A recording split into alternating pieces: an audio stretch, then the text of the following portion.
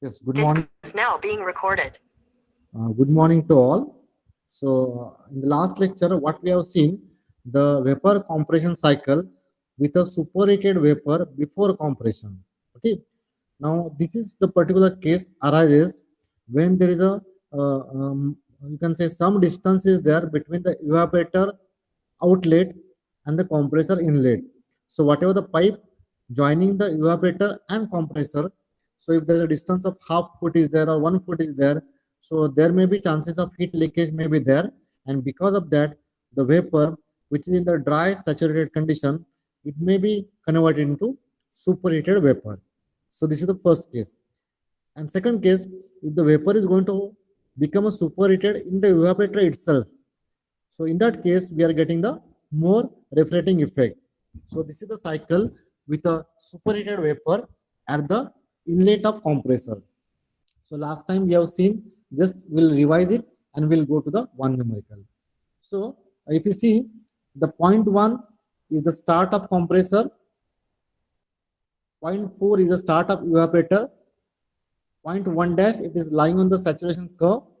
If the vapor is superheated from 1 to 1 dash, we are getting the increase in the refracting effect, it is H1 minus H4. Okay, but at the same time, the compressor starts from 1 to 2.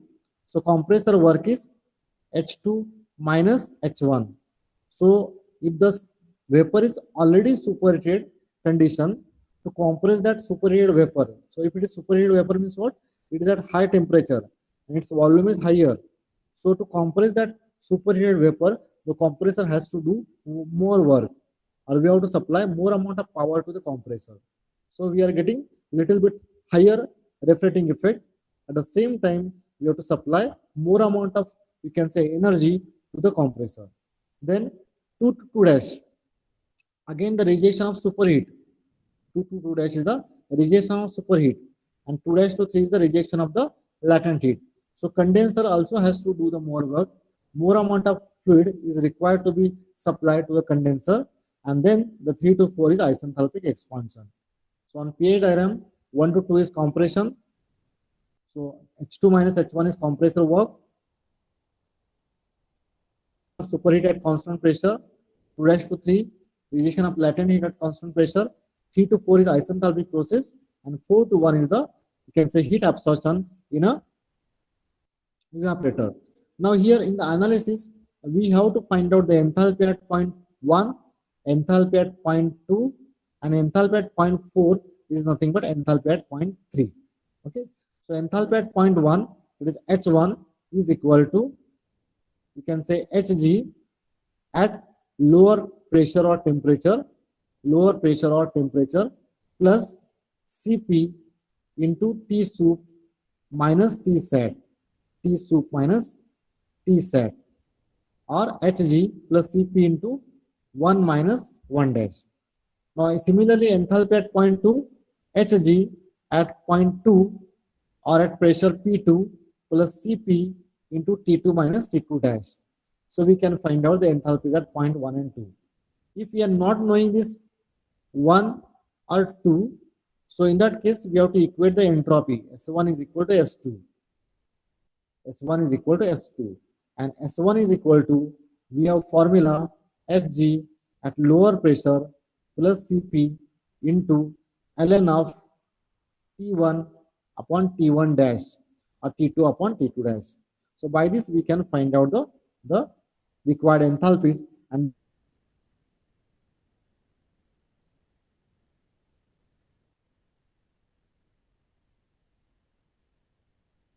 cycle. Generally, a dry saturated cycle is preferred, but sometimes by a small amount, maybe it is going to become a superheat. So main advantage is that there is no liquid refrigerant is entering inside a compressor. So life of compressor is going to increase. But here, the overall finding is that the superheating increases the RE, but at the same time, the work is also going to increase. The COP is not going to increase. Sometimes it is going to decrease the COP. And also the condenser has to do more work because condenser has to reject the more amount of heat. So this cycle we have seen in the last lecture. Now based on this cycle, we will solve a numerical. So just listen here, don't write anything. So what is given?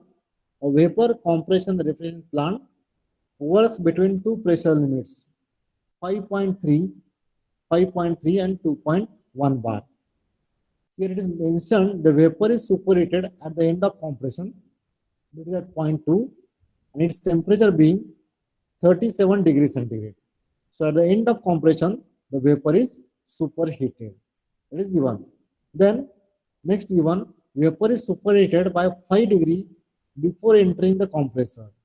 So before entering the compressor, the vapor is superheated by 5 degree. Okay.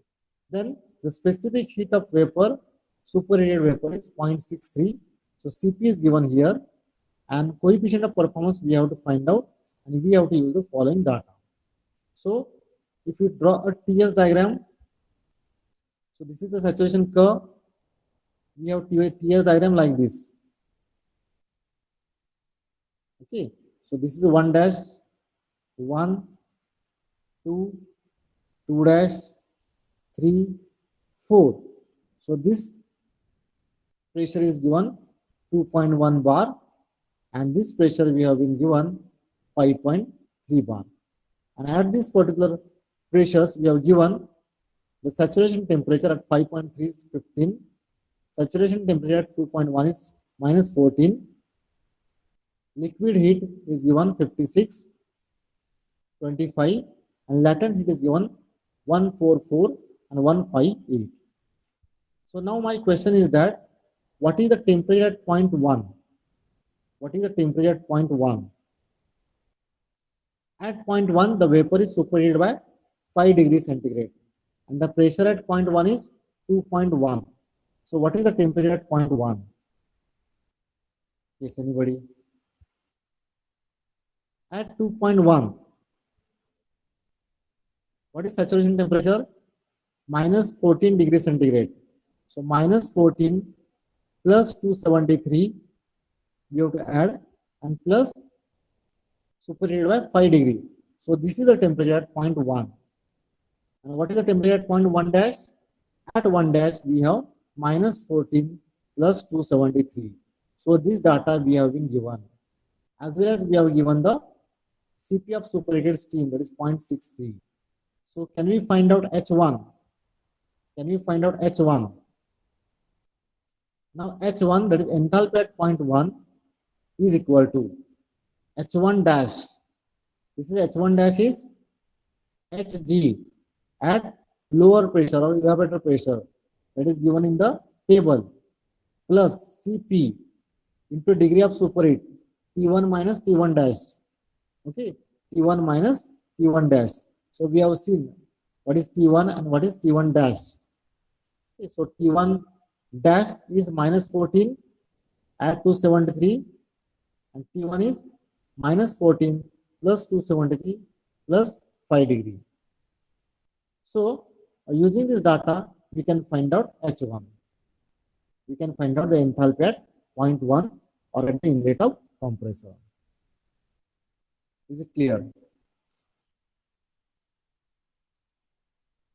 So to find out the enthalpy at 0.1, so first we have consider 1 dash, that is enthalpy at 0.1 dash, that is H1 dash, that is nothing but Hg at evaporator pressure Pe, and this is nothing but the degree of superheat, so which is Cp into T1 minus T1 dash. So T1 dash is given minus 14, and T1 is minus 14 plus 273 plus 5, because this is superheated by 5 degrees centigrade. Now how to get H2? How to get H2? Again, same formula is there. So H2 is equal to H2 dash at pressure Pc, condenser pressure, plus Cp into T2 minus T2 dash minus T2 dash. Okay, so H2 is equal to H2 dash plus Cp into T2 minus T2 dash. Now the question is, where we have given T2 and T2 dash. So T2 dash we have At condenser pressure PC, the saturation temperature is given. It is 15 degrees centigrade. At condenser pressure, the saturation temperature is 15.5 degrees centigrade. So this is nothing but T2 dash. But what about T2? So T2 is not given. T2 is not given. So to find out this,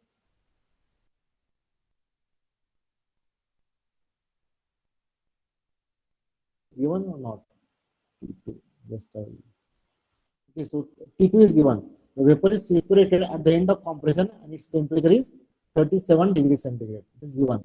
So 37 degrees centigrade is T2 is given, while T2 dash is 15.5 degrees centigrade. So we have that data. So directly we can use the formula. Directly we can use the formula of H2.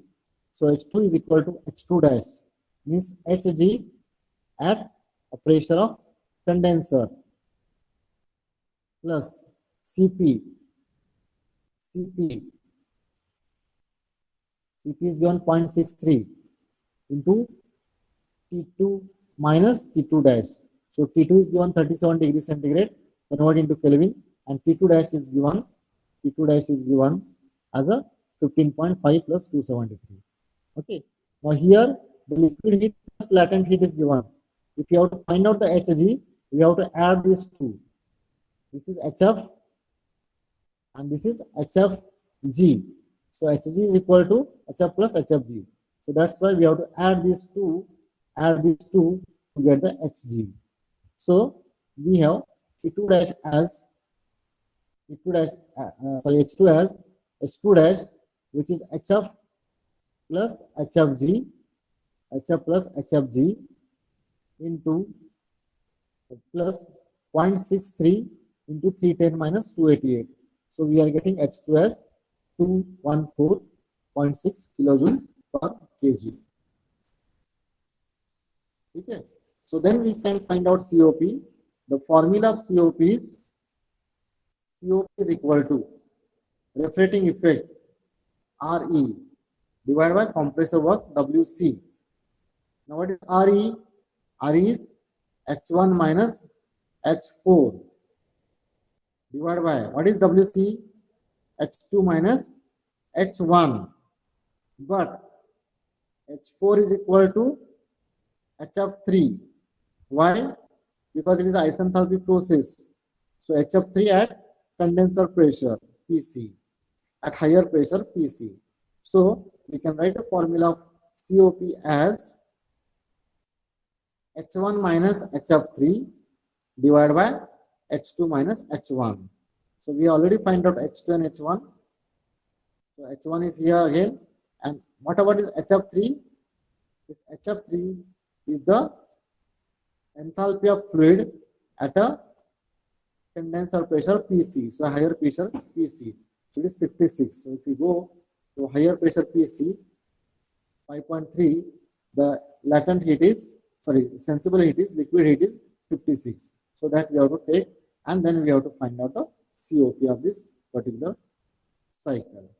So it comes about to 4.7 as a COP. Yes, any doubt? So we are going to solve one or two problems using the chart, pH chart.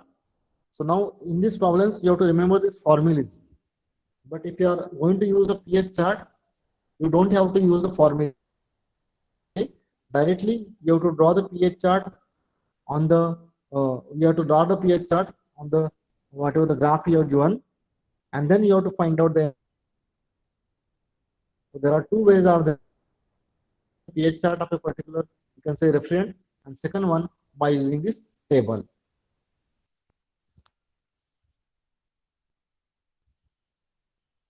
Yes, any doubt?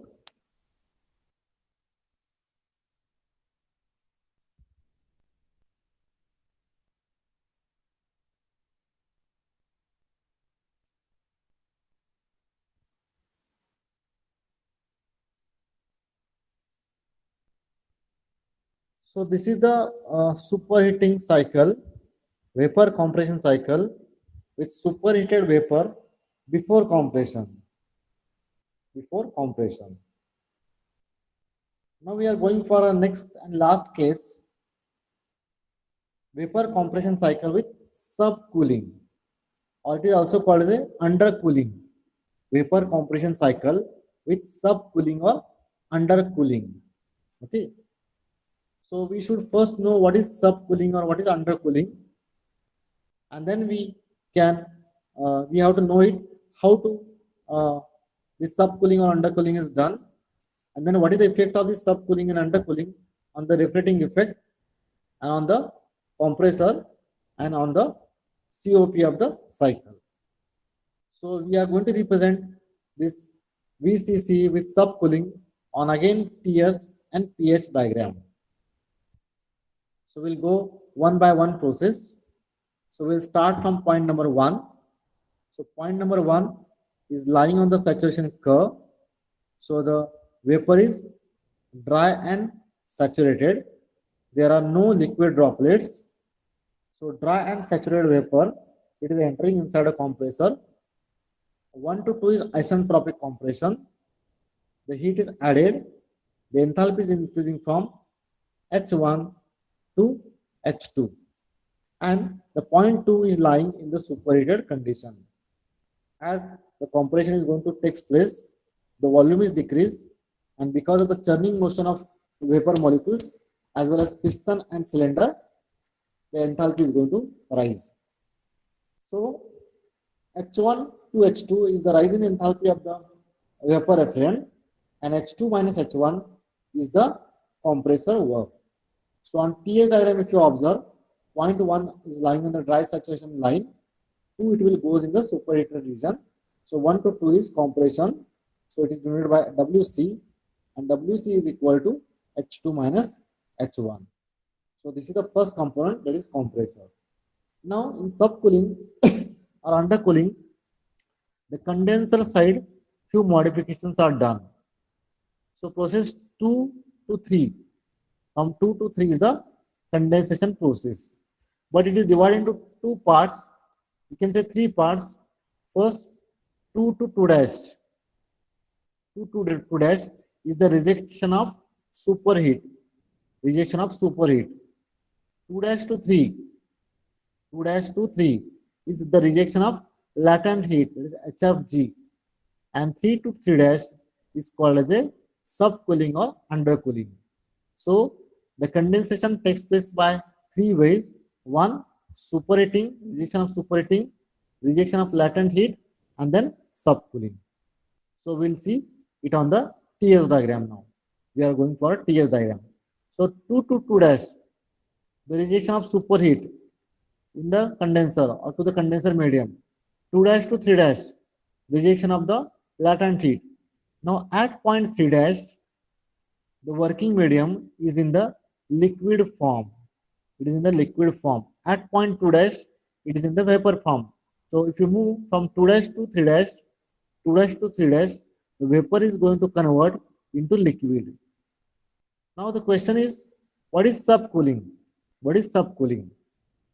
So subcooling is the process in which we are decreasing the temperature of liquid refrigerant below its saturation temperature.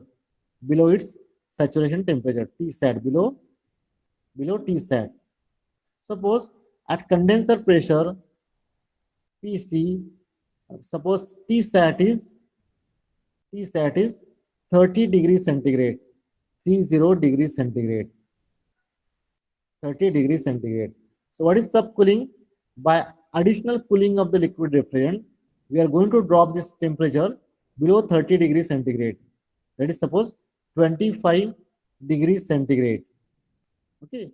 So what is the difference between 30 to 30 minus 25? So here the 5 degree is the degree of undercooling. As we have seen the degree of superheating, in the same way T3 dash minus T3, this is called as a degree of undercooling. Degree of undercooling or degree of subcooling. Degree of subcooling. Okay. Okay. Now, how to find out H2? H2 is equal to again, H2 is equal to H2 is equal to H2 dash plus Cp into T2 minus T2 dash. This is the enthalpy of superheated vapor. H2 dash is the enthalpy or latent heat at condenser pressure. Cp is given, and T2 is the temperature of the superheated vapor after compression, and T2 dash is the saturation temperature. Okay, so H1 is the enthalpy of the dry vapor at a evaporator pressure PE. So that is directly given. So H1 we can directly find out from the table. To find out H2, we have to use the formula of superheated vapor. Now, next we need a H3. Your expansion starts at point 3, not 3 dash. 3 dash is the point lying on the saturation curve. Again, we are cooling the refrigerant, liquid refrigerant, so that its temperature falls to below the saturation temperature. So at point 3, actually the expansion process starts. So 3 to 4 is the expansion process. So if you observe at point 4, the refrigerant is added in the evaporator. So 4 to 1 is the evaporation process. So if you observe, because of the subcooling, your expansion starts at point 3, not at 3 dash. And expansion completes at point 4, not 4 dash. So because of the subcooling or undercooling, the area under 4, 1, that will be the refracting effect. And if there is no subcooling, H1 minus H4 dash is the refracting effect. So because of the subcooling, the area under 4, 4 dash will gives us the additional refracting effect. The area under 4 dash and 4 is gives the additional refracting effect. So the purpose of subcooling is to increase the refracting effect. Now, how this additional refracting effect is achieved? By subcooling or undercooling. So subcooling means what? Cooling of the liquid refrigerant below the saturation temperature. And for that purpose, we need a few more condenser lines or turns, or we may have to install a small condenser additional to a main condenser. Okay. Now the question is that H2 and H1, we have seen how to find out H2 and how to find out H1. Now H4. H4 is equal to HF3. HF3, that is the enthalpy at point 3. Now how to find out the enthalpy at point 3? Yes, anybody? Enthalpy at point 3 will be greater than 3 dash or less than 3 dash? Less than 3 dash.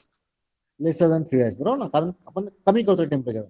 Now H3 can be find out by using formula. H3 is equal to enthalpy at point 3 dash. H3 dash.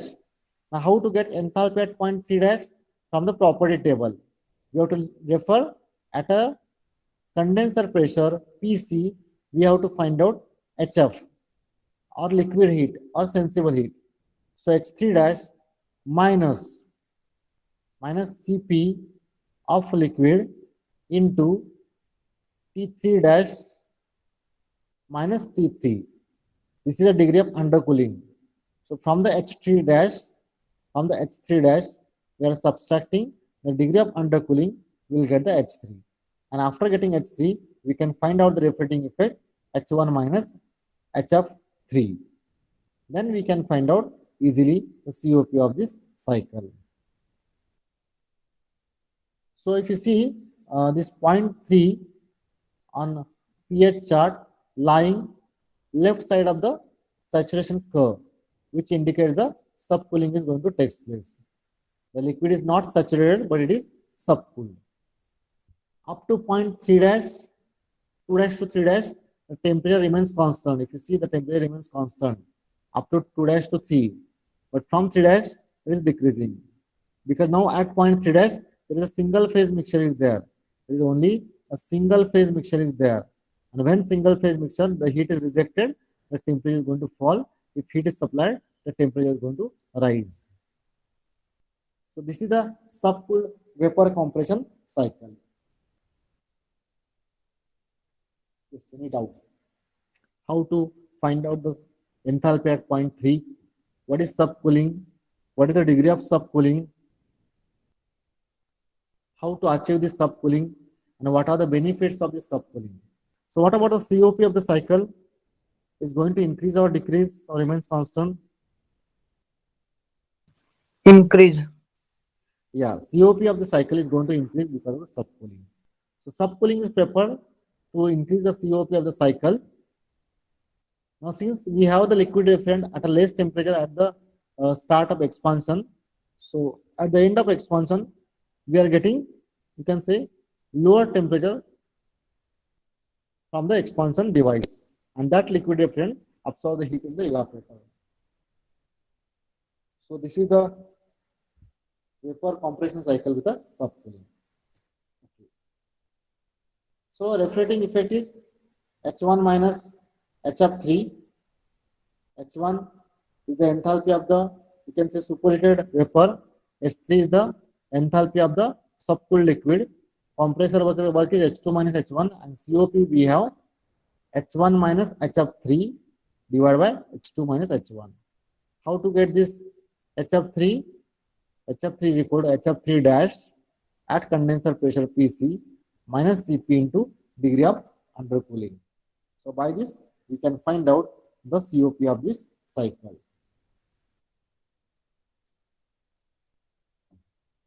Okay. Now we'll go for a one numerical based on this undercooling or subcooling. So before that, if any doubt is there, you can ask me. Otherwise, we can move ahead.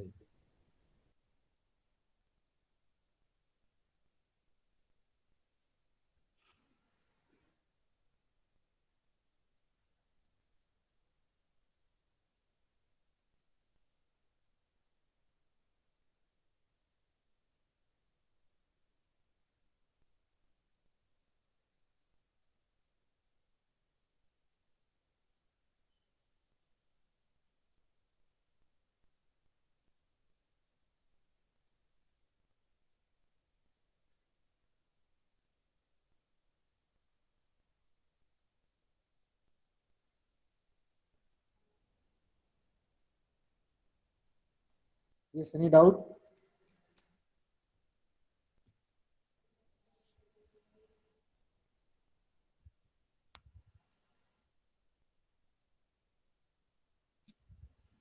Okay, so we'll go to the one numerical.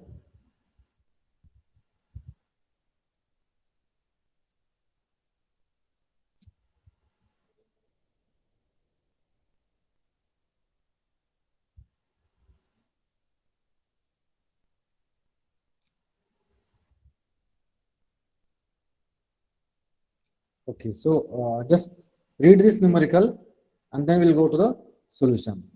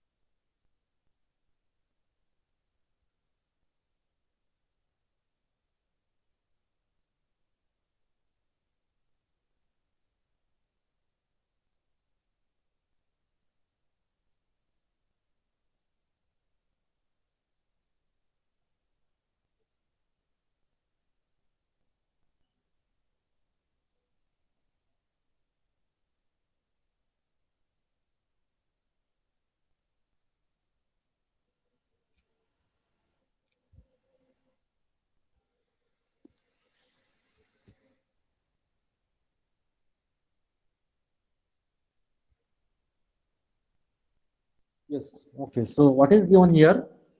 We have been given two temperatures, minus 15 and 10. Between these two temperatures, the cycle is going to operate.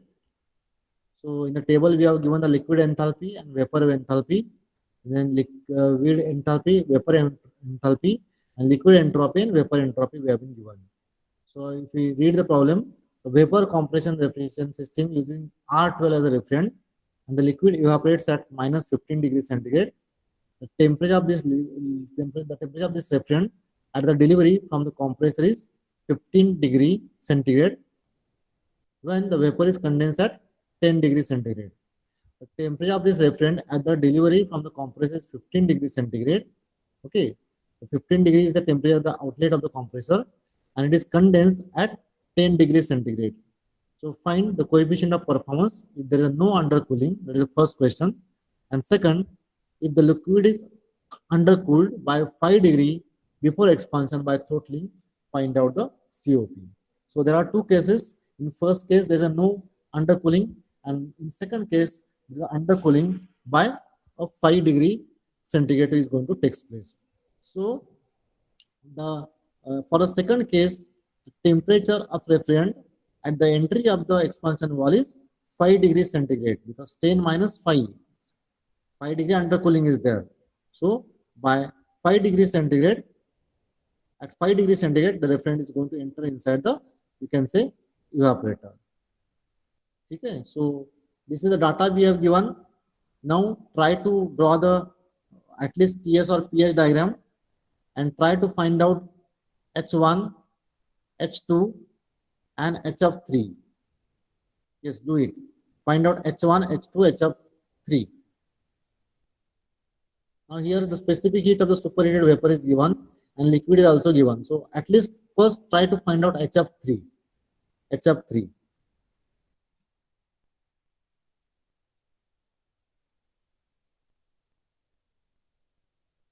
Find out HF3.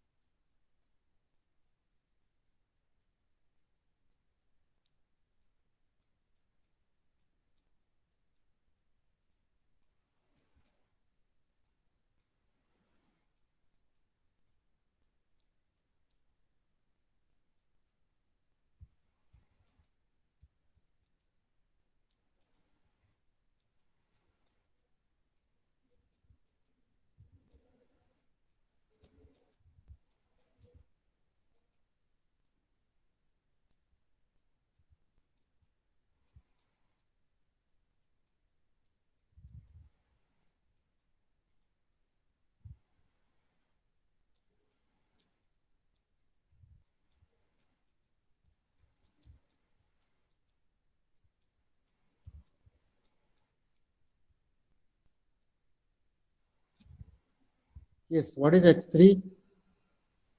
Anybody up here find out? This is the cycle without undercooling. So directly we'll go to the with undercooling. With undercooling of 5 degrees centigrade, find out H3. So this is the cycle 1, 2, 2 to 2 dash, 2 dash to 3 dash, 3 dash to 3. So try to find out H3.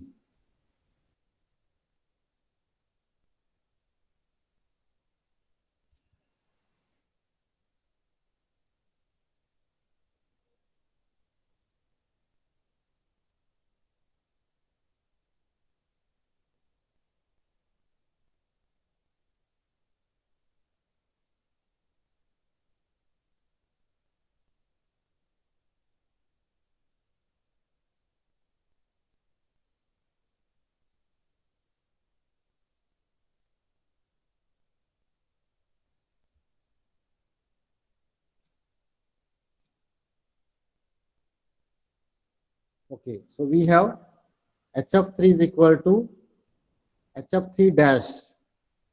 So from where this HF3 dash coming? It is at a condenser pressure PC, higher pressure, or since temperature is given, it is at, we have given temperature, so 10 degrees centigrade. The enthalpy of liquid is 45.4. Okay, 45.4. So 45.4 45.4 minus the Cp of liquid is given 0.94 and degree of undercooling is 5 degree. So 45 minus 0.5. So 45.4 minus 0.94 into 5. So we'll get HF3 as 40.7 kilojoule per kg.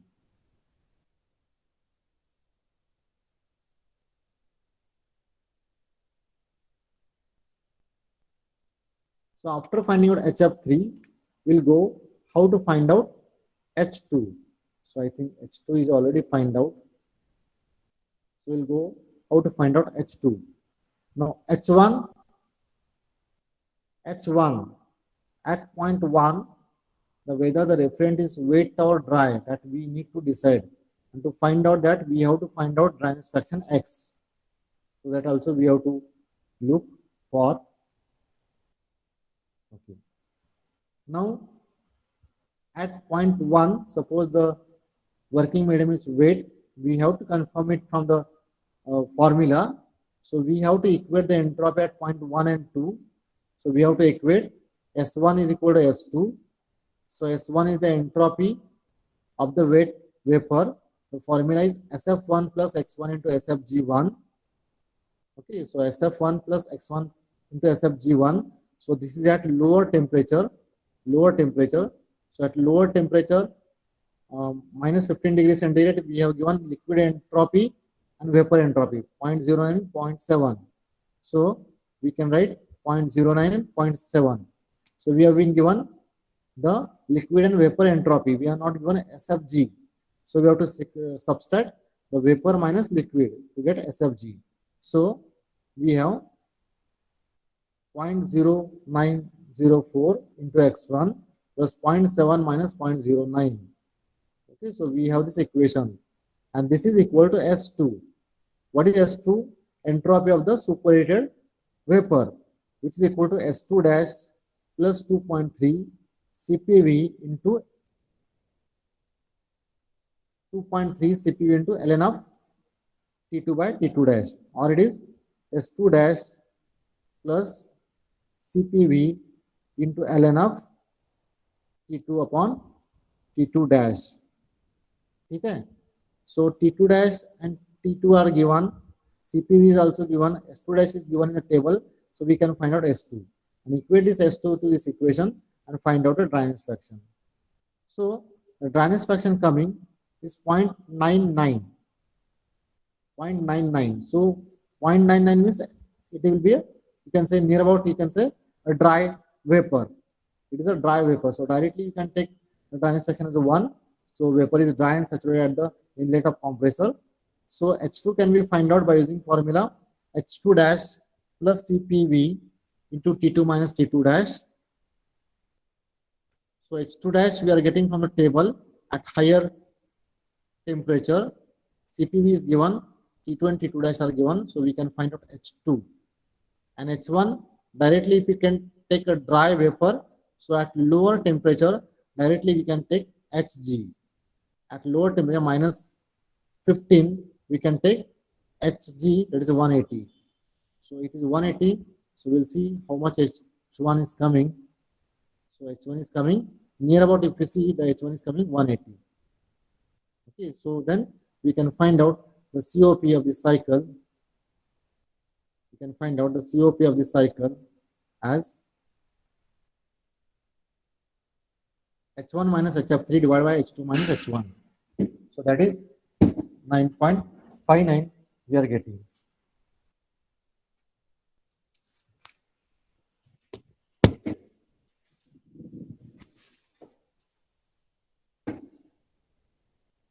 Yes, any doubt or difficulty?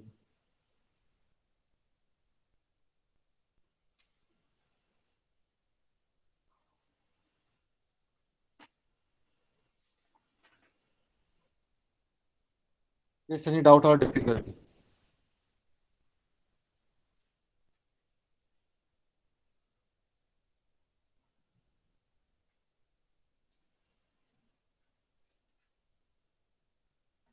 No, sir. Okay. So In the next lecture, we'll see how to solve this numericals using pH chart. That may be easier one.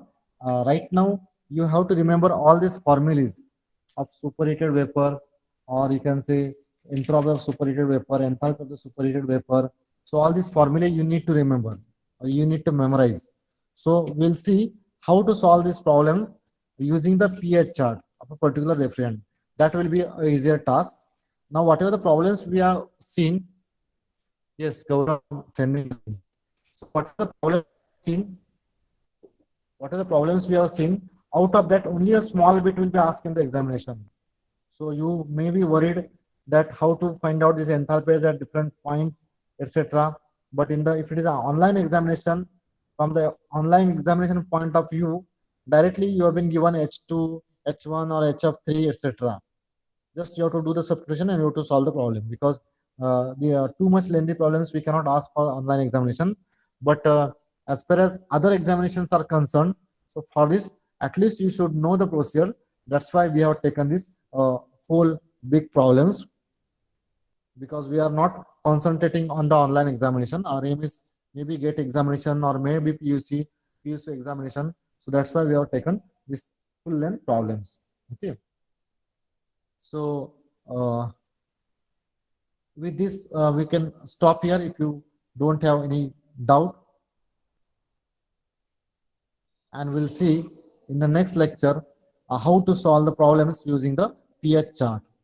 So that may be most comfortable way or method. Generally in the industries, they are using pH chart only. They are not going for these tables or formulas, because within a short period of time, they can design a system. So pH charts are more comfortable than this particular formulas. Okay, so we'll stop here. Thank you for your ability and patience listening. So it's a request to all of you to attend the lectures. So now I have seen only 25 students are there. So it's a request to all of you to attend the lectures. So if you require, we can little bit minimize the time. Only 40 minutes we can conduct the lectures. If you find it is increasing your screen time, then we can reduce